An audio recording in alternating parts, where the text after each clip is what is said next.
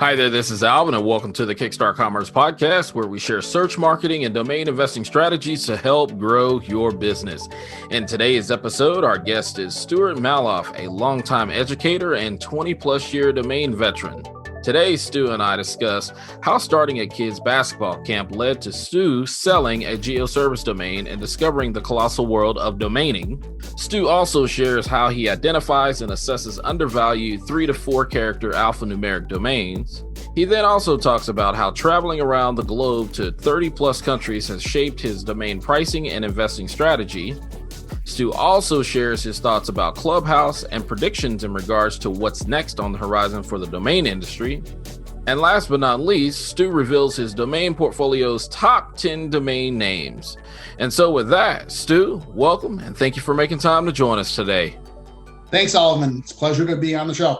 Yeah, I'm so glad to have you on, man. We've been exchanging pleasantries and whatnot through conferences, and I believe we actually got to meet in person in Austin, right? I think 2020. I mean, 2020 seems like 5 years. It was end of January 2020. We met in the lobby there of the domain conference, and it was a great experience. Yeah, definitely, man. Hopefully 2022 we can actually get to meet back in person again. That's crazy that have been 2 years, but grateful for the virtual conference that NamesCon has put on.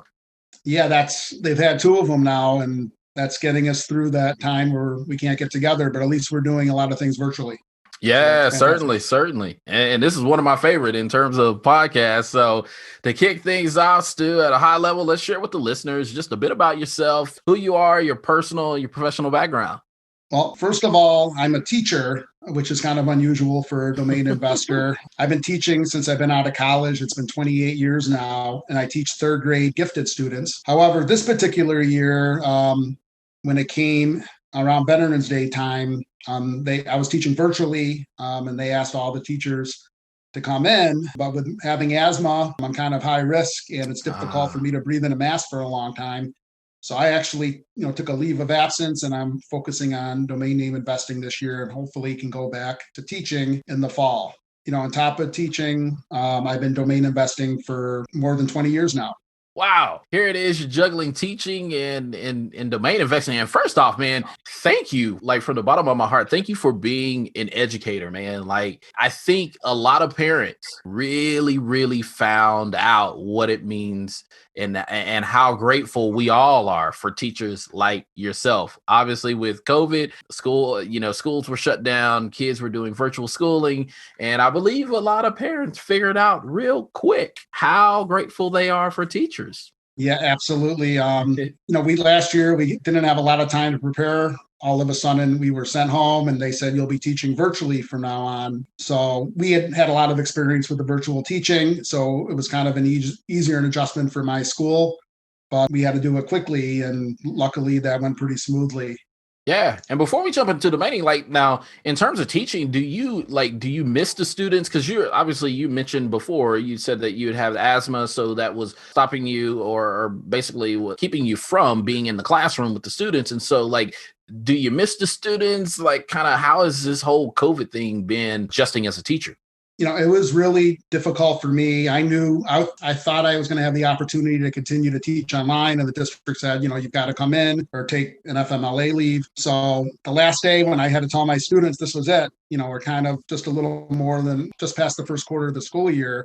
A lot of the kids were crying and sad, and oh man. But I encouraged them. I knew who was taking my place. It was a student teacher that was great with the kids, and I had experience listening to her talking about what's going on in the classroom that she was student teaching in. So I knew it would be a great fit and the kids would be fine.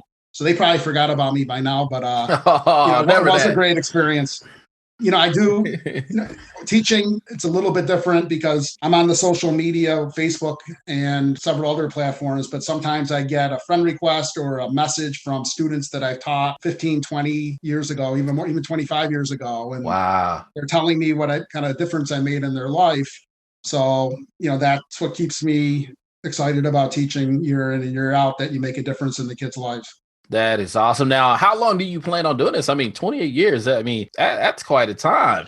Well, I kind of messed up my retirement a couple times. At first, I was teaching in Syracuse, New York, and my parents had retired to Florida. I would come down and visit them and then fly back to these blizzards in Syracuse. And eventually I just said, I'm relocating. Um, and, so I kind of had to start fresh in Florida. They gave me my year's experience, but retirement wise, I started at the beginning. And then, a few years, I got back in 2015, but from 2013 to 2015, I took another leave of absence from teaching at that point, and I taught at the American School in Athens, Greece.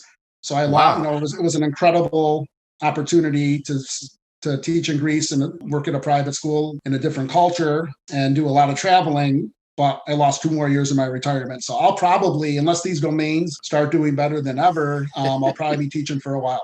That's a neat story. Now, obviously not neat that you lost the retirement years, but the fact No, that it you was got to worth it. actually teach It was worth it. abroad and live abroad. I mean, that's awesome. It was a great experience. Absolutely. So then let's talk a little bit about domain. So 21 years. So that means, I mean, that's like late 90s, 98, 99 time frame. Well, I started right in the year 2000, and I remember it was like May of 2000. So just a little over 20 years, I guess. Yeah. Now that I guess I'm losing count, but anyhow, Hey, I 2020 remember, did that to us all. I remember, I was sitting on the couch watching TV, and I saw a commercial for register.com. I didn't even know what GoDaddy was then, but I actually had a domain name. Well, I didn't have a domain name, but I had a website, dreamscape.com. That wasn't my company, but they put together my website /funball. I used to run a summer basketball camp originally just outside of Syracuse, New York. And it started as a day camp. I got like 75 kids the first year, and it grew a little bit every year. And I moved it to a local college. It was called Morrisville College, less than an hour outside of Syracuse. We had kids from the community, but kids, they weren't coming from very far. In 2000, I see this commercial for register.com, and I try to go on there immediately, and I start registering names because I knew what they were, but I didn't know how to get one until I saw that commercial. I didn't really think about it that much. So that night, I tried to get basketballcamp.com. It was taken. Basketballcamp.net was taken, but I took a different angle. I remember I got ebasketballcamps.com and ebasketballcamp.com for the camp. And then I started getting a bunch of city names with basketball, thinking that I have an overnight camp. Kids can come from anywhere in the world. So I know I got NewYorkBasketball.com, then ChicagoBasketball.com, MiamiBasketball.com, pretty Wow. much 30, 40, something like that, names related to basketball. I remember they cost $35 at that time. Woo! So so anyhow, that was it at first. And I didn't really realize that they had resale value at the time, but I did know that people would be typing them in, and maybe if they like basketball in that area, they may have kids that want to go to the camp. That was my thought process. And it kind of worked because kids started coming. Once I got the name switched over to ebasketballcamps.com and these other names were redirecting to it, they started coming in from all over. I remember I had this site called basketballadvertising.com, and there's a guy I think he was in North Dakota. And he took my names, and he was a web developer back in the day, and he created this platform. He was really good before Google changed their algorithm. My names would come up first when they Googled New York basketball, or other than maybe the Knicks, it would come in right after that. And he did that for all my names, and he had it on this platform so they can just advertise on the page and pay money for it. But on top of that, it would have a link to my camp. So I started getting kids from all over. I remember groups would come in from different states, and we had a group of like 15 or 20 kids come in from Europe. I remember a guy from France organized this group, and they would travel to different basketball camps, and they came to my camp a couple different years. So it all started for domaining with me with the basketball names.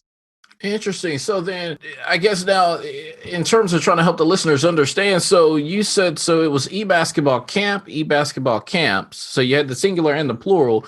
Now, with all these different names that you had registered, did you build out different sites for each one or a page for each one, or was it just one that you built on and then redirected everything else to it? Well, for the camp to start with, it was ebasketballcamps.com. And I think I had ebasketball camp redirecting. just in Okay. case there was a typo, because I had more than one camp. They had multiple sessions, and I wanted to give myself an opportunity to expand to different areas. So it started with that. And then the other names they kind of went on this, they had landers and they were all kind of they all kind of came to basketballadvertising.com. But Hmm. because they had their own lander, when you Google these, this is because of people like me. I think that Google changed their algorithm. Thanks, So Joe. Thanks. sorry, it's all my fault. But literally though, my site got a ton of traffic. I wasn't measuring how much it was then, but kids came from all over not only the United States, but by the time the camp was done, by the time it's still going on actually, but I sold the camp and it's now just a day camp again. But Awesome. it's at one point we had kids from over 30 states and 20 countries. So it Wow, was just, man, that's awesome. and this was, thank you so much. This was, and I sold the camp, I believe it was 2009. So Okay. this all happened a long time ago. So then, when you sold the camps, I'm assuming that you sold the domain portfolio with it in tow. Not really, no. I kind of kept the portfolio. At that point, I also had fundamentalbasketballcamp.com, which was the name of the camp. And I thought, yeah, I had a lot of redirects. So since that was the name of the camp and it was kind of becoming more of a day camp, they decided to go with the fundamental basketball camp because it was the name of the camp itself. And so that's what it is now. If you go to fundamentalbasketballcamp.com, the camp's still going on, but it's just a day camp now, which is Gotcha. great for the kids in the community, but it's not getting kids from all over the world anymore. So then after you sold, now I guess what did you kind of move to? Because this time you're still teaching, but then I guess how did that open the door into becoming a domain investor? Well, going back to when I first started registering the names, it must have been about 2001. Shortly at less than a year or so after I registered those names, I get a phone call, not an email, but a phone call from someone from Sacramento, and he wanted sacramentobasketball.com. Hmm. And I told him that, the names they're not for sale. I told him I have campers that come from all over the country and they could be coming from Sacramento. He said, well, will you take $3,000? I thought he was going to offer me $50 or something. I wasn't expecting anything like that. And I said, you can have the name. Good luck with it. So it was a kind of a tedious procedure transfer because I had never done that before. But at that point, that was like a turning point for me because I started getting other names that were not basketball. I thought to myself, if someone would pay $3,000 for sacramentobasketball.com, what would they pay if I had sacramentorealestate.com or sacramentolawyers.com? So I probably pulled a couple all-nighters and was registering. I started with mostly geo job kind of names after the basketball ones. I knew that I was thinking about relocating to Florida. I know I got bocalawyers.com and bocalawyer.com, things like that. So then You you know, just went on a spree then. I sure did. So wait, so let's go back though, man, and I'm laughing because you got a phone call about sacramentobasketball.com. You're like, hey man, it's not for sale. He's like, $3,000, it's for sale. I'm like, wait, what happened in between this time that it wasn't for sale until, hey, let's go ahead, let's make a deal? Like what was your thought process? Kind of like what I was saying. And in my mind, I was not thinking of them as, I thought they'd be assets for me, just trying to get more campers. That's all I was really using it for. I Ah, wasn't thinking of selling the names, but that immediately had changed once that name sold. When I wasn't even trying to sell it, I'm thinking to myself, this could be something really good. And then luckily, I was paying $35 a name. Luckily, I found GoDaddy and transferred them all over it was like $6 then, I think, for mm-hmm. .com. It may have even been less. I transferred them all at once. That was a tedious procedure as well. But once I did that, I've kind of been with GoDaddy since then. That's my main Interesting. register. So then you start registering these names. Now, again, you're teaching throughout this time. So obviously you got the daytime job there, you're teaching, but you start registering names. Now, I guess at that point, did you realize that there was an industry that was being birthed at the time? Did you know anything about the domain industry? I did. I started Googling things, and first thing I found was Ron Jackson's dnjournal.com. And I would follow it, to a T. And I started, so I was looking at the sales, and I noticed back then a lot of brandables. I started getting into brandables a little bit later. I was running the South Florida Domainers group. I started with a guy named Mike Ward. He was another local domain name investor. And we started this meetup, and people like Michael Berkins and Rick Schwartz, John Ferber from Domain Holdings, Monty Khan, all these well-known domainers would come to these meetings. Some of them would sponsor it, and we did this for a long time. And I remember Michael Berkins, I sent him my portfolio early on when I first started doing it. And I asked him, well, what do you think? And Michael said, he goes, well, to be honest, you have some names that I would love to have in my portfolio, and you have some other ones that I would never even, think about registering. He goes, I can't go through them all to tell you, but I think you're going to figure it out over time. So, and he also gave me the advice. He goes, you have mostly, geo job names, which are great, but you got to expand. There's so much, you can register anything. You can, there's so many things out there. Right. And that's when I started looking at Ron Jackson's report and seeing what was selling. And I tried to get different names. I noticed a lot of the names selling were brandables ending in world and land. And I tried to get other ones like that. And when they were gone, I'd get names like Ville. I have like learningville.com, things like that. So you start the South Florida Domainers group. So like, yes. Is it still active, or is it kind of? What happened was when I went to Greece in 2013, the group kind of folded. Mike he had some personal things going on then, so he didn't keep it going. And when I came back, it was someone else started another group briefly, but that folded. I actually transferred the name over to Eddie Sixto. He's another local domainer. Everyone knows Eddie, great guy. What's up, Eddie? I know you listening. Eddie. What's up, man? See, you thought we weren't going to give you a hat tip, brother. You got a hat tip. Now, hey, pay attention. Keep driving. Don't run into anybody, Eddie. All right. So I'm going to let Stu continue going. All right. Yeah, he's juggling a lot, but he would like to get that started again at some point. I think I gave him floridadomainers.com too, so he could. Nice. And we're starting to get people. I know people are moving to Jacksonville. We have domainers in Orlando. There's Tampa. So maybe Eddie, I'm juggling a lot. So, and he is too, but he wanted the name. So I think it's something he may do in the near future. Right. And I think too, to add to it, I mean, with 2020 and everybody kind of just, moving online, like, even though, most of these local groups are, you're going to want to meet up at some point, but even just starting it out online, kind of like how we do the domain social. Yes. It's almost kind of one of those things of, while everybody may not be able to get to the social, they may feel more comfortable actually meeting up with people that they know that are local, that when the time is right, then they could actually meet in person. We've done that for years, and we took a hiatus from that, but I think we're going to start up again. Absolutely. Awesome, man. Awesome. Well, certainly let me know. And like I said, I'll try to plug it where and when that I can. Now, one question I have, man, and I'm just sitting here looking at this email that we had a couple of exchanges, and the thing that sticks out to me is Stu@maloff.com. How in the world did you get your name? Like, when did you register that? I didn't register it. I bought it from, someone who was trying to resell it.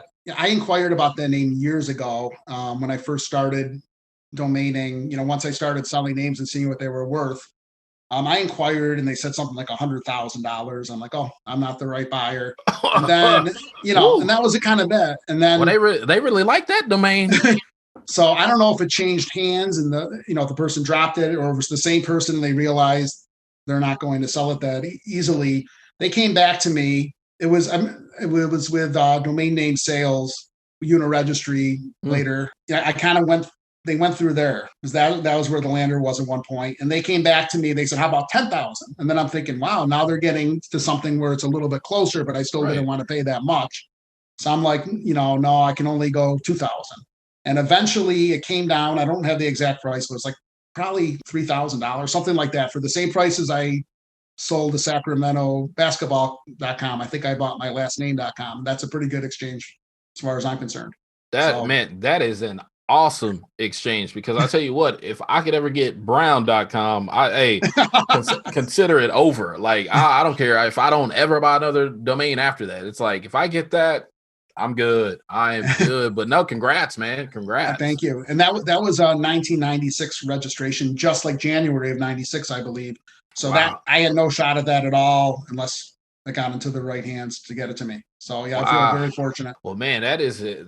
Like I said, that is one of the things that I was just looking. I was like, man, I've got to ask him how he stumbled upon purchasing, his surname there. So then now tell me this. Now going back to that SacramentoBasketball.com, that was your first domain sale. Now then, I guess how long was it before you had the next sale? Because most people that get into domaining, especially if you're new, it's almost like the old adage that a clock is at least right twice a day, 2 times a day.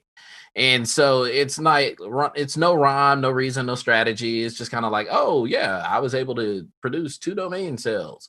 But the reality is you want to get to a level that you're consistent. And so going back to SacramentoBasketball.com, having sold that at $3,000, like how long did it take to get to your next domain sale? Once I figured out how to park the page, I think I was using Sato back then, and then later Uniregistry. Once I figured out how to get it up in the eyes of people without them just having to look me up, I was selling them pretty regularly, but it wasn't. And then I was never a full-time domainer until this particular year. I was domaining after school hours, on the weekends, vacations. If you look at my portfolio, a lot of the registrations happen in summer when teachers have 2 months off. So I never really had a continuity with I used to use snap names a lot. And I think some people like, who is this guy that shows up periodically, looking for these names, because they'd have no competition from me. Then I'd be there, and little do they know they're dealing with a teacher working at part-time hours. So you start basically getting acclimated to all of the different platforms, aftermarket platforms and whatnot. So it sounds like from your story, you started out hand registering really before you started with expired auctions. Is that correct? Yeah, absolutely. I was hand registering names, and then I heard about snap names before. I use TD now a Right? lot more than snap names, but yeah, I was using snap names quite a bit. Got quite a few names with that. Then I realized GoDaddy had one. With snap names, I loved it. I was getting good names, but my names are landing up in like 100 different registrars. And sometimes I forget I even had them there. This would be one name in this registrar I never heard of. And then trying to get it out of there was always difficult. You had to wait the 60 days, and that time you could forget. Yep. And then on top of that, it took a long time. So TD Nom was always easier for me, just because it just goes right into my account. But I still use those when I see a name that I really want. And so what's your strategy in terms of like, how do you invest in domains? So for some people they're connoisseurs of one word.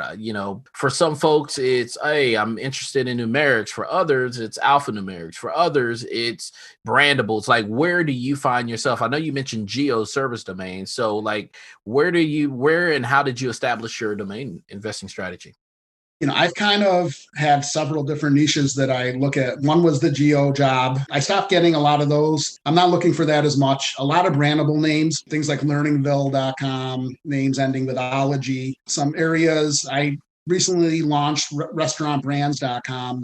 I was really fortunate to get that name. I had a lot of restaurant names, and then I see this restaurantbrands.name up for auction, and wasn't even targeting it. I just kind of saw it that day, and I'm like, wow, this would be a great name if I ever want to develop it. And sure enough, I got it very reasonably. Today, that name would go for thousands in an auction, I'm sure, but I got it in the hundreds very reasonably just a few years ago, I think.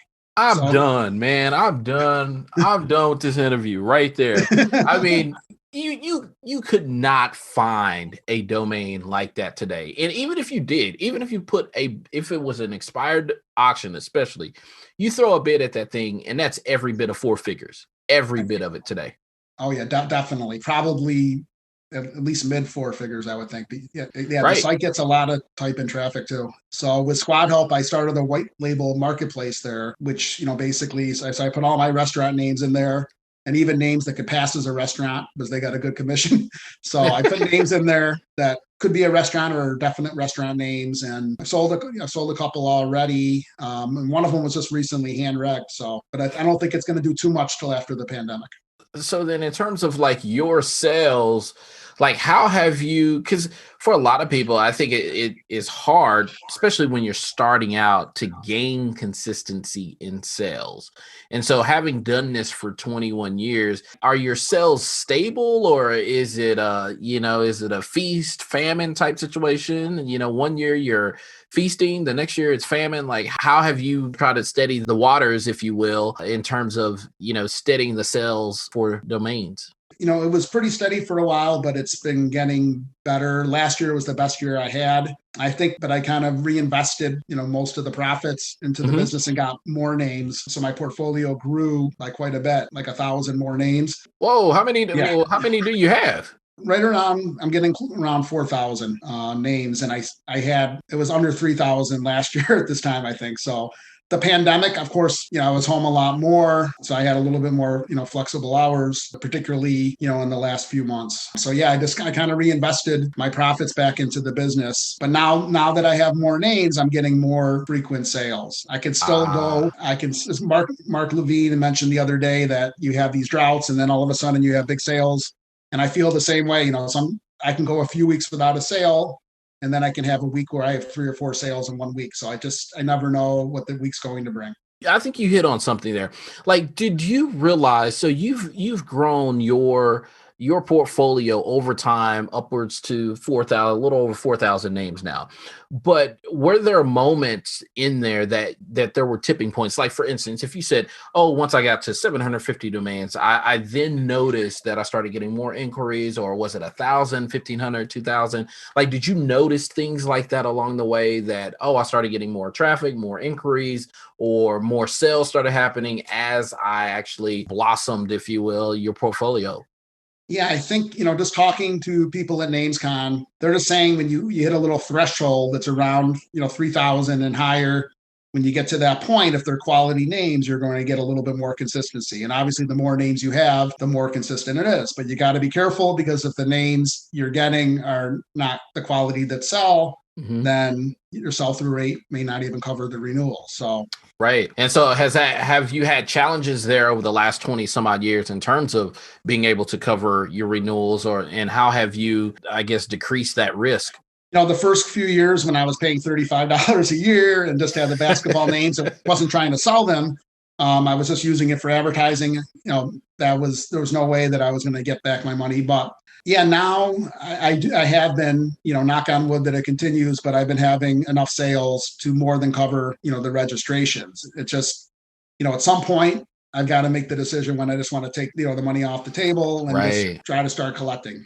So that's interesting. So it's really somewhere around, and like I said, I think this is all relative because it's all depending upon the types of names that one invests in. But like you said, it is a numbers game, and I have roughly over 2,200 names, and I've noticed the more names that I get and the better quality of names that I get, then obviously I see more traffic, I see more inquiries, but I also realize, like you said, more consistent sales. And so it's interesting that you got that tidbit from attending a NamesCon conference. Now, have you always attended conferences? I started attending conferences. Actually, the first conference that I had ever gone to, I went to a local one, in Fort Lauderdale several years ago, briefly. But Was it for domainers, or was it for just digital marketing, or? no, it was a domainers conference. Oh, nice. I went to that one. It wasn't Traffic. It was another one that was there. I can't remember the name of it now, but the company came and went. But it was a really good conference.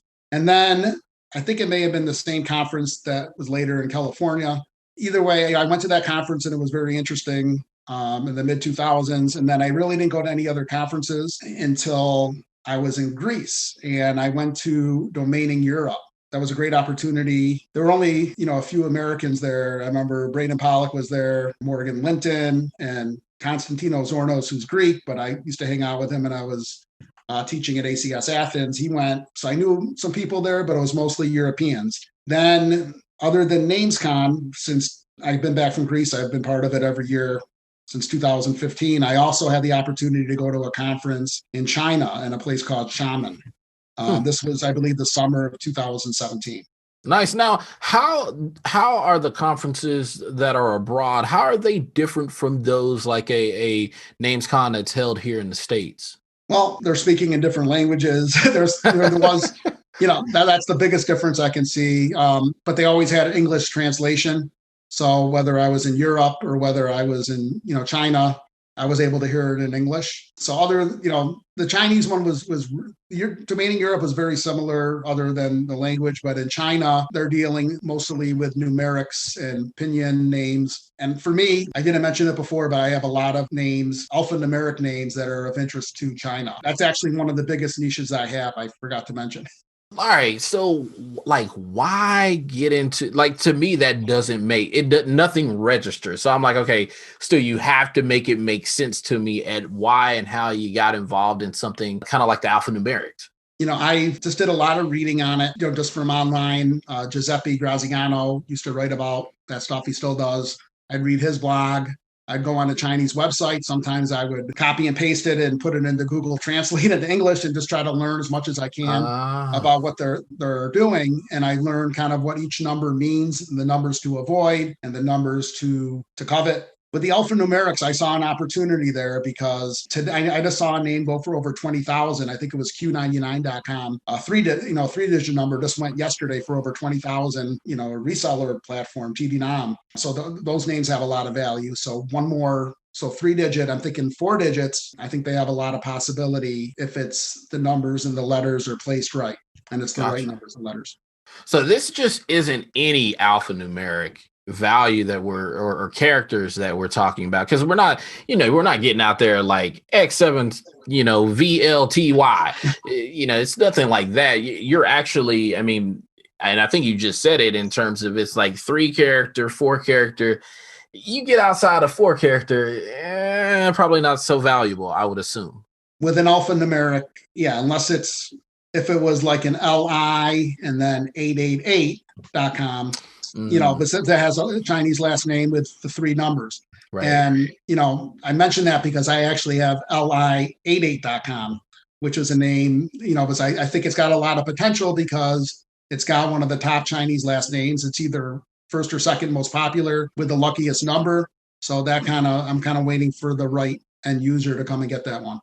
Gotcha. So then the further really you get away from ground zero, we'll say the dot is ground zero. So the further out to the left that you get away, really, the less the value possibly, or rather the further left you go of the dot, then it's really the combinations are probably drastically decreasing in terms of what's valuable and what's not.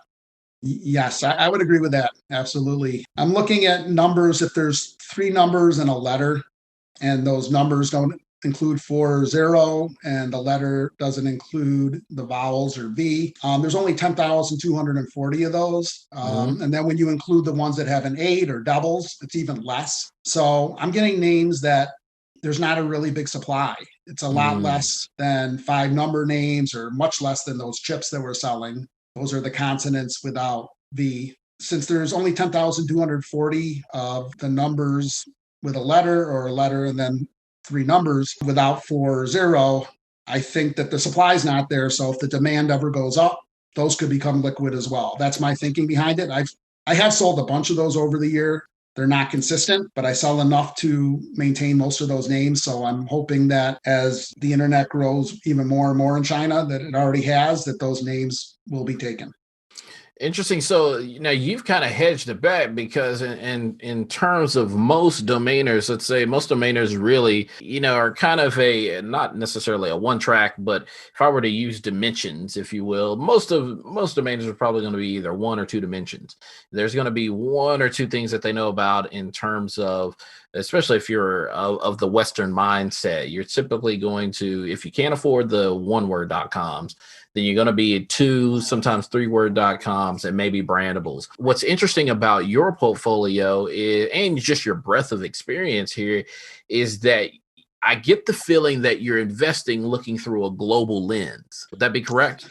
That probably would be, considering I've been all over the world, pretty much. Living in Europe for those 2 years, I was able to go to most of the popular tourist attractions in Europe. So I've actually been to more than 30 different countries, mostly in Europe, but also in Asia and South America. It's just interesting. When I went to China, not just in the conference, but just walking around the streets. I can give another tidbit of advice besides 888 and 88 being a lucky number in China.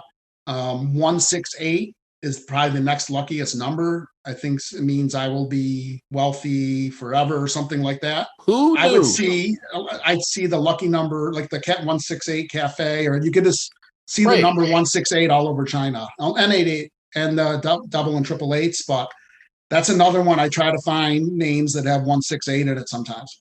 So that's interesting then that because of you've traveled to all these different places, but it's actually being on the ground and actually seeing domains. So you're not necessarily, I look at it, I go, oftentimes investing in domain names is pure speculation, just to say the least. But to a certain extent, we start taking risk or removing the risk of the investment when we start educating ourselves, kind of like you're saying, reading up on forums, translating what's being said, actually visiting there in that specific region and being able to see what types of domain names are used. Because like you dropping that tidbit there about the 168, like I couldn't have told you that. I couldn't even told you what the 168 meant. I'm like, man, the only thing I can tell you is 411, and that's like what's the info, and so bringing the point home here, it's really more about that you've been to different countries, you've had to experience, I guess you'd say, different experiences, but those experiences have driven and still drive your investing. Absolutely. And I got married just about a year and a half ago. And Oh, my wife, congrats. thank you so much. My wife, Maria, she's Venezuelan. So now whenever I come up with a Spanish name, I can say, mi amor, does this make sense or is this wrong? So I registered a couple names that I was going to surprise her with. MePreciosa.com, because she likes when I call her my Ah. precious. So the funny thing is, when I call her Mia Moore out in public, she doesn't let me call her Maria. No, it's Mia Moore. And but if I do it out in public, about 10 women turn their heads, because in Western Florida, most people are Spanish speaking. Well, hey, listen, don't go out there starting any fights, Stu. Don't, don't turn the wrong head. That is awesome though. So man, so Thank you all. so then I guess now are you kind of dabbling in that space of, and this is one that's interesting, multilingual or multilingual, bilingual domains. In this case, multilingual. So I guess, do you dabble in that area as well? Not really so much, but when I see names dropping that I know are of Spanish origin, I will ask Maria what she thinks of the name. And I Mm, have bought a few over, the last year or two because of that, but not really. I'm gotcha. focusing a lot on the restaurant names now to try to get restaurantbrands.com more inventory. I see. So then kind of coming back then to the conference scene. So like, why do you attend conferences? Like what do you get out of attending, these different venues, whether international or domestic here in the States? Like what do you get when you attend, and what do you expect to receive when you attend such, conferences? For me, the most important thing with conferences is the networking with other domainers. When I first went to the conferences that first year, I went to almost every session just to learn as much as I could. And when I went to the ones from different countries, but now in NamesCon, I'll look at the agenda and I may pick a few that I'm really interested in. But for the most part, it's about networking, meeting with the businesses, that I work with regularly. I try to meet with reps from GoDaddy and Dan and Squad Help and any other company that I do business with, FD. But then after that, it's just about networking and, we become friends. It's kind of like a fraternity, the domain name investors. So just talking shop amongst ourselves.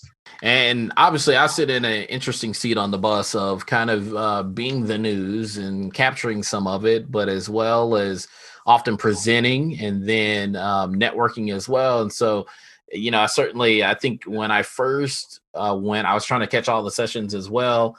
And then here, as of late, to a certain extent, it's due to COVID. We've had a series of NamesCon, the domain show, but all of them have had recorded on demand videos now. And so I don't know about you, but for me, I don't necessarily feel bad per se for missing sessions now, because I know that I can actually go back and review them, for the next 30, sometimes 40 days. Yeah, I think that's a lot better, because even for the people that want to attend everything, they have simultaneous conferences or meetings going on.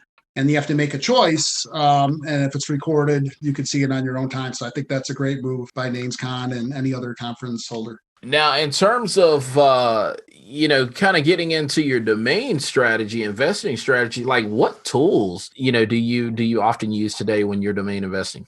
Like most domainers, I'll use expireddomains.net. I'll look at my general keywords that I'm looking for myself, but I'll also look at the names. I'll look at the GoDaddy valuation. I'll look at the expiration year, and how many extensions the names are registered in.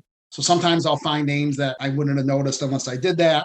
And then I'll go for the general keywords that I always look for. I use NameBio quite a bit, and I use GoDaddy, their evaluation tool, not so much for the valuation. That does help, but they show comparable sales.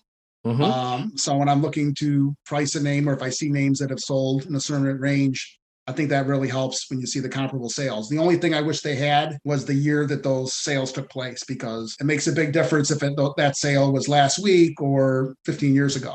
I think that's one thing that they could do to help us. Like, how does that impact your pricing? I mean, how do you typically price your domains? I look at comparable sales. With domainers, you got to go with that and just your gut. I try to end all of them with a 5, or sometimes with a 9 or 0. If it's quite a bit, if I'm selling it for 15,000 or higher, I may end with 000, but typically I'll try to make it 995 or 1,995, 2,995. I got little jumps like that. With my Chinese names, it's kind of, I think I've become a little Chinese myself, because I go from 3,995, I skip 4,000 altogether, and they go to 5,995. I had to skip.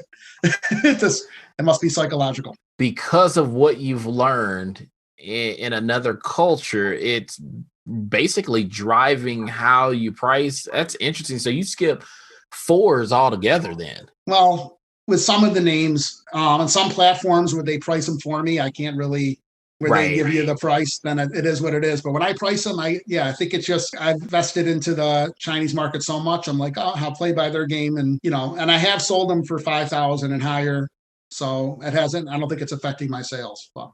So then let me ask you this. So, looking at just your breadth of experience, obviously you said you started out, with the basketball camp, you started hand registering names, you then found the aftermarket platforms like today. So given that at the time of this recording, it's February the 6th, Saturday afternoon, like how do you invest today? Do you still hand register, or are most of these aftermarket purchases or third-party purchases? Really, all three. Really? I'm still registering names, but most of the names I'm registering are for the restaurant brand site. I mean, I have quite a few that were around, like Salad Zone and Roastology, those kind of .com names I've had for several years. But I'm able to find, decent brandable names. Actually, I registered Cherryology.com, which I'm not even sure if it's a restaurant brand, but it's sold. It's sold in that marketplace for $2,995. And I had just registered that maybe a couple months before that. And another one, StakeUp.com, I got as a closeout, and that was only on the platform for about a month, and that sold, for, I think it was $1,995. So, hand registering, if it's the right names, it has worked for me. But I also do I work TD-NOM. I also try to, when I find that are reasonably priced, I'll try to seek and then use, try to another domainer.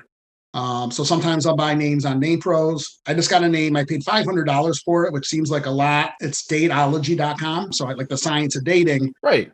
My thought is, after COVID, that market's really going to heat up. And that's a name that I know if it sells, it's going to sell for minimum 5,000. But Squad Hull took it and they put it up there for over 30. It's like $35,000 they put it up for. So they must see what I see in the name. Having it up there for that amount's one thing. Hopefully it will sell. I'll take an offer on it as well. It doesn't have to sell for that full amount. Well, that's interesting though, but that kind of confirms, it's like you said, it was a good name, but for Squad Help to actually take it and then list it for, what did you say, 35,000? I think maybe it's 34,999.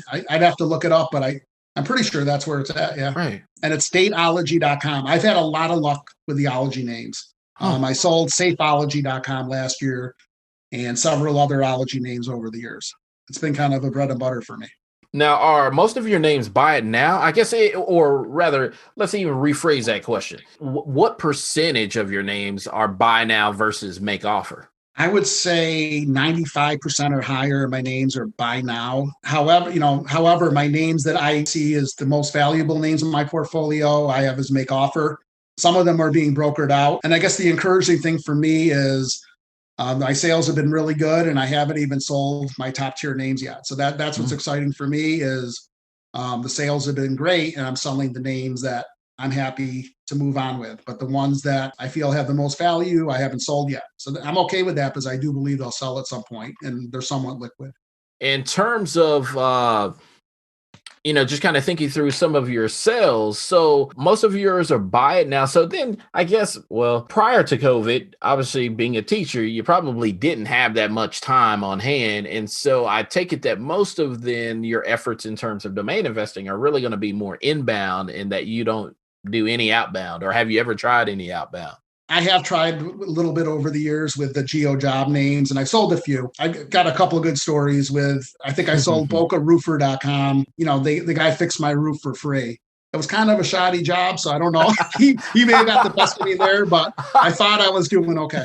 Wait, what domain was that? It was, I think I looked at it. I think it was bocaroofer.com, but I think he dropped it and somebody else has it now. So maybe the way he did the roofs, he didn't last in that business. But I'm about to say, so if it's the same owner and it's bocaroofer.com, it's like don't allow them to touch your roof. But hey, if it's a new owner, let's go check. Let's go check Yelp and Google for reviews. It could have been Boca Roofing. I that was like 15 years ago now, but I think I may still own bocaroofer.com. I think it may have been Boca Roofing or something like that. But I've had other things, where I've sold a name, and I remember I sold a bed and breakfast name in New Orleans, and I got my parents at the time it was their anniversary, and I got them a free weekend at that bed and breakfast as part of the deal. I gave them a lower price on the name. It was at New Orleans bedandbreakfast.com, I think, and they got a free stay there on top of it. So sometimes with those, getting them on the phone, you can get some deals like that. Let's talk a little bit about where things are headed or where you see things headed in the industry. Obviously, you had one of your best years yet last year. And so, like, when you look at 2021, obviously we're a month into it. Like, what do you see moving forward for the rest of the year in terms of just the overall industry? Where do you see things heating up? Where do you see things just kind of dropping off and saying, that's just no longer a thing anymore that we should, concern ourselves with? I think domains in general are going to continue to grow in value, particularly this year, because everything's moving online. I know a lot of my peers in the domain investing community are investing in a lot of the other TLDs like the .io and the .co. Those are doing really well. I'm still old school. 99% of my names are .com. If I found a really good name with .io, I may get one or two if I think that it has value. But, I think that with all the domains, particularly .com, we have a bright future. And with the new Clubhouse app, I think there's a great opportunity, and I can see it just in the first couple of weeks that we're there, for us to bridge the gap between us and the rest of the business community. I think there's an opportunity. I have a lot of real estate names, and I would like to get in touch with realtors. And I have a lot of restaurant names. I like to get in touch with restaurant entrepreneurs that may be interested in one of my brands. So I think with the new tools that we have, and on top of that, with COVID, still lingering, I think the domain values are only going to go up. Yeah, certainly. And you mentioned Clubhouse, and man, shoot, that's a doggone episode by itself. Absolutely. But it has taken the domain industry by storm. Some of it's been good, some of it's been bad, sometimes it's just been downright ugly. But that being said, what I will say is this, and I noticed it. Hal, HALYES.com.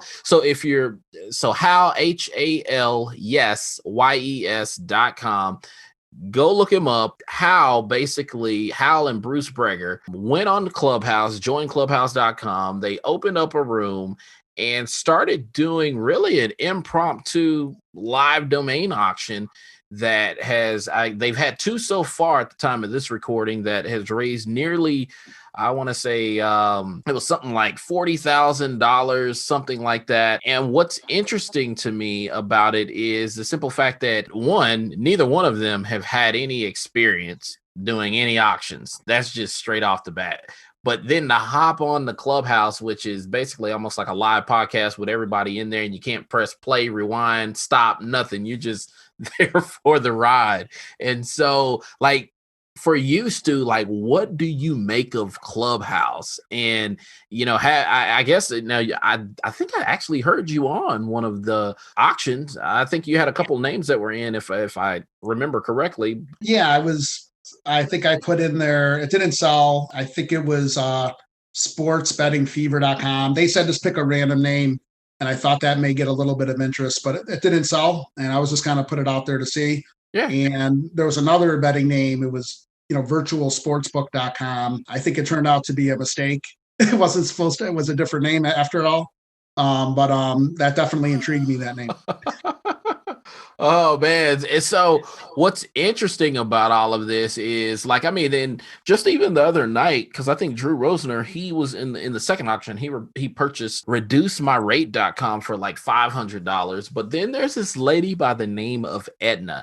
And Edna, if you're listening, please forgive me. I don't know your last name, but I do know your first name's Edna. And the other thing I know about you is that you are putting down money, y'all. She is dropping dollars in these auctions. She purchased basketballschool.com for $1,500.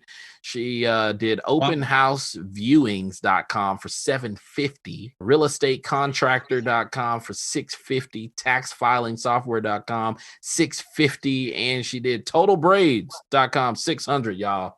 Like, that's some money in one single night. But those are the things that we're talking about in terms of Clubhouse. Now, to kind of circle back around to my original question before I went off on a tangent, Stu, like, what do you think? How is Clubhouse really disrupting or innovating the domain industry? Well, before I forget, I was going to say Edna with basketballschool.com. As a former camp owner, I would have doubled. I would have paid $3,000 for that if I was still in the biz basketball camp business, because a lot of people call it a basketball school. So I think she'll make money on that one. I'm pretty sure if she gets it to the right end users. Edna, you heard it here first. Stu said he want to buy it for $3,000 if I was still in the business. But as far as Clubhouse, I think it really, the potential there for our domain community is great. I think that some of them are just starting out. So we're trying to tell them to join DN Academy, find out more about it, because Mike Seiger teaches the basics of domain investing at different levels for experienced domainers and someone just starting out. So, we are encouraging that. Hal's doing a great job of that, but I mentioned to him what I'd like to see is for him to have auctions that are theme-based, have a real estate auction and call it that. Then realtors may see it and come in. If you get the actual people in the business coming in instead of domainers buying from domainers, I think you're going to find the prices go up even more. So, maybe have one with lawyers, one with realtors. You can do a crypto one, whatever the theme is. Try to get the people that are not domainers into those rooms, and who knows what can happen. It would be interesting. So, what has been your experience so far with Clubhouse? I think it's been a great opportunity. I either am actively engaged in the conversation or I'll just listen to it like the radio. I think it's really neat. I would have loved to have heard Elon Musk, but it was going to be 1:00 in the morning Eastern time. So I couldn't.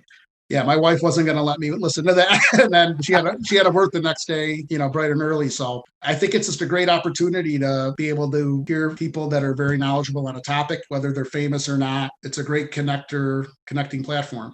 I hope we don't start to hear about Clubhouse divorces, folks that are getting a divorce because people are glued. I mean, I will say this about Clubhouse. It very much like investing in domain names. It can be addictive or addicting. And so, you want to, use wisdom in terms of, because for some of these people, man, they're on there all the time. And the question that I have is really like, how is anybody getting any work done? Like, if you're on 24/7, how are you getting work done? And the other day I submitted some names for the auction, and I'm listening for like 2 hours and my names have not come up and they didn't make the spreadsheet. So I just emailed them and say, listen, next time, because people were submitting them and then getting their names read like 15 minutes later. Right. And I submit, they were saying them on the actual platform. And I submitted mine the night before, and I think they were going to be going at 10 o'clock at night. So I just said I'll try again next time and submitting them while I'm on the line. And that's what I was about to say. It seems like to me, and there are, and like I said, hats off to Hal, hats off to Bruce. Like I said, this thing is very improvish. And so they're kind of making stuff up on the fly, but as it definitely gains, grows its sea legs, proverbial sea legs. My belief is that there are going to be great areas for improvement in terms of actually, while it's good to have the impromptu, submissions, it's really going to be about, kind of like you said, having a theme, even if that theme is impromptu night. And it's just like, hey, we're going to go with whatever you all submit to us, and that's that. But if it is a true theme of attorneys, lawyers, real estate, plumbing, roofing, whatever service industry it is, that's going to be themed for that night, you certainly, they've got to get a little bit tighter in terms of making sure that all names get called. Because like you said, you waited 2 hours, and I believe it was a few other folks that were like, yeah, I waited, and they had a rule of you had to be present to have your name called. And so people waited, and then name didn't get called. And so, Wow. I look at that and I'm like, yeah, we've got to get that thing tightened up. And then the other side of the equation, and this is one that is going to be hard, very hard to gain visibility into, but I wrote an article about it. While it's neat to boast and say, oh yeah, we've done $40,000 over 2 auctions, one thing that I heard that really made me raise a red flag was, and like I said, Bruce, how they're not getting paid to do this, they're not taking a cut out of it. But the reality is, how do we know that those other sales actually happened? Like, how do we know that money got exchanged? Because I was inadvertently on another call, and someone who shall remain nameless was speaking, and they were like, yeah, I bid on this one domain. I was going to buy it, but then I talked to the buyer and told him, hey, man, you really don't want to sell it for this low. And then I guess they didn't do the transaction. So I'm like, well, wait a minute, guys. Like, hold up. If y'all are counting this as, $15,000 that got sold, it really should not be counted. And the other thing is, like, if those deals are going that way of folks just talking to one another, they're like, yeah, we're not going to do it. I'm like, that can be a bit misleading in terms of auction wise. Yeah. Unless they handle the transactions themselves through Dan or something, there's no way to really verify whether it goes through. But Right. Bruce and Hal are doing a great job with that. They are. And I know it's only going to get better with time. And they're just testing it out. On that first night, that was amazing what they accomplished. Totally. And here's how I know that they're doing so great. They're doing so good that other people are actually not necessarily. I believe there was a copycat. I will call it a copycat auction last night that happened. And then I think they're going to try to do, not necessarily Bruce and Hal, they're going to take Sunday, which is Super Bowl Sunday, tomorrow at the time of this recording. And Hal and Bruce won't have an auction, but someone else is actually going to do it. So I'm like, man, that's a sign that you're doing things, you're headed in the right direction when other people want to copy what you're doing and have somewhat the same, if not lesser success, but still success. So that, I believe, like you said, that they're certainly working through all the nuances and all the difficulties, but they are doing a tremendous job. And only time will tell, man. Only time will tell whether or not Clubhouse has really disrupted like the live auction scene. I don't know that it's necessarily done that for like the upper echelon names, the premium and ultra premium names as of yet. I think it could. I really think it could. If they, right now it's still mostly domainer. If they start joining those other clubs in different areas, the real estate club, the lawyer club, as I was alluding to, and try to get those people into the end user auction, I think it's got a lot of potential. It's still going to be great domainer to domainer, but there's a whole other world out there that this app can provide if they take advantage of it. Now, closing things out there. I know that there are many other questions that folks probably want to know about, but the question that I'm most curious about out of 4,000 names, like what would be your top 10? What's your top 10 names that you go, these are the top 10, the cream of the crop of my portfolio? Like, what would you say those names are? Let's see. I've got enticing.com. I think that's kind of interesting. Revising.com. I like fantasysportsbook.com, being involved in fantasy sports quite a bit. I mentioned the Lee88, li88.com. I think has a lot of potential in China. Easyfashion.com. Another name I never mentioned this, but I've been leasing a name for years. I don't want to give the exact details, but it's operatives.com. A man has a business on it.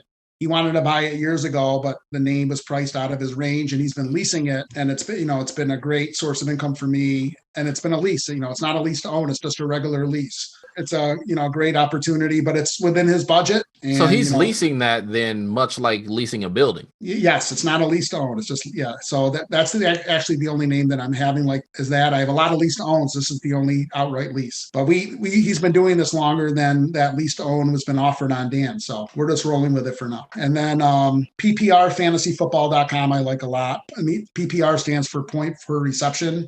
It's a big facet of fantasy football. Hey, I thought you said PPE football. I was like, wait a minute. PPE? I didn't know we had that going on, but you said PPR. PPR fantasy football. I own some 4K names, the high resolution. I have 4KTube.com, 4KStreaming.com, streaming4k.com. You got any 8K, 16K? No. So not yet. Not yet. So my names are kind of all over the place. I have some names that are not connected to anything, but a lot of them fall in a certain niche. So then let me ask you this. With 4,000 names, how many names do you drop in a given year? I never really counted the exact amount, but what I do when it comes up for renewal, I look at the traffic that it gets. I look if it had any inquiries. I look at the GoDaddy valuation, how many extensions it's registered in, if it's not just .com. And I just kind of take it on a name by name basis. But I drop quite a few. I don't really know the exact amount, but I probably drop at least a couple hundred. But the more names I have, probably the more I'm going to drop. But I'm still probably acquiring more names than I'm dropping. At least at this point. So you're dropping more than you're acquiring, but because you're starting, even though you're kind of moving up the ladder in terms of the growth of your portfolio, because you're growing in number, you're also growing in number of sales, which is then helping you to recoup a lot of those. And so I guess a lot of it just really is about whether or not, I guess, that given domain has value. And so in terms of your renewal strategy, are you just looking at them on a per month or, a quarterly basis or a weekly basis? Like, how are you doing it? What I do at the end of every year, because I've been profitable the last several years, kind of like December, I start renewing all my no-brainers, the ones that I know unless I sell them, I'm going to renew them. I'll renew all my top value names. So I'll look at the ones that are no-brainers and the ones I'll kind of analyze my whole portfolio in December, because I'm also trying to offset my income and pay less taxes, so I'll renew quite a bit to defray some of the income that I know I'm going to renew anyhow, unless I have a sale. And then the ones that don't make that first cut, as they come up for renewal, then I'll do the deeper analysis. But for the most part, the ones that are no-brainers, maybe the top 10 to 15% of my portfolio, I'll just register it all at the end of the year, and then I'll do them in increments as needed. So the ones that you're just, like you said, no-brainers, you just want to get those out of the way, you go ahead and knock them out. Now, that being said, is it that you only renew 1 year at a time, or do you dabble in the multi-year renewals? 1 year at a time, except for names. My son Armando, I got his name when Marie and I got married, and his name's registered till he's out of high school anyhow for now. But Maloff.com, I probably have registered for a few years, but the majority of names are year by year. Right, because you don't know, you don't want to tie up cash flow and then you wind up selling it. Right. Yeah, I mean, for a 1 year renewal on my best names, I figured it's just most of them are not going to sell. And if they do sell, it's more than going to offset that $8 renewal fee. So for those names that are no-brainers, I'll just do it because I don't want to get to the point where I ever forget. So at the end of the year, I'm just taking care of that for the best names. So wrapping things up here, Stu, this is a question that I often throw to many different domain investors. And the question is this: if there is someone that you could actually sit down with, have a conversation about domain investing to level up as a domain investor, like who would that be for you and why? Besides you, Alvin? Because that's what I'm talking about. That's what I'm talking about. Yes. Because, you're up and coming and I know you can kickstart anybody's commerce by talking to you. But Drew Rosner, I have talked to him a little bit. He's actually brokering one of my names, but I've never had an hour long, a deep conversation with him. I think that would be interesting, among many other people. I mean, I've had the opportunity to talk to some great domain investors, like I mentioned, Michael Berkins, Rick Schwartz over the years. But Drew, it would be nice to talk to him and learn a lot. Well, there you go. Drew Rosner. I know you're listening, man. And yeah, Drew, I'm going to get you on the show. Come on, man. Now, don't rib me for not having you on just yet. You're coming. Your time is coming. But you heard from my man, Stu, Drew. So, hey, hopefully he hears it. And maybe, who knows, maybe at an in-person conference, or maybe you might get a Zoom invite. Who knows? Who knows? Well, wrapping up, like, what would be your advice to someone who is, starting out? I mean, you have over 2 decades of experience in terms of domain investing. Like, if you walked into a Clubhouse room today, what would be your advice to someone that's starting out in domain investing? Like, where should they start?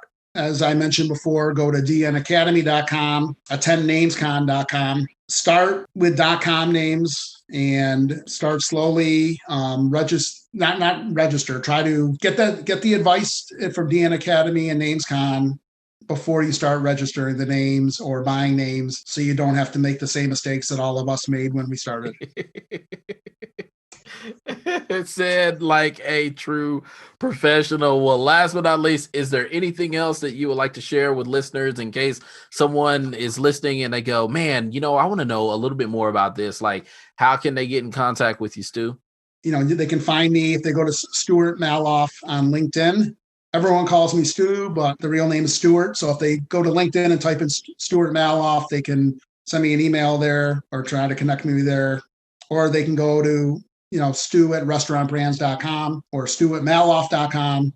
I got several emails. And they can just get I love to talk domains and take advice from people and give some advice when I have the opportunity. Well, certainly, Stu, man. I've certainly enjoyed talking just life and domains and everything in between. But hey, we're out of time. So, Stu, thank you again for joining us today and sharing your domain investing journey.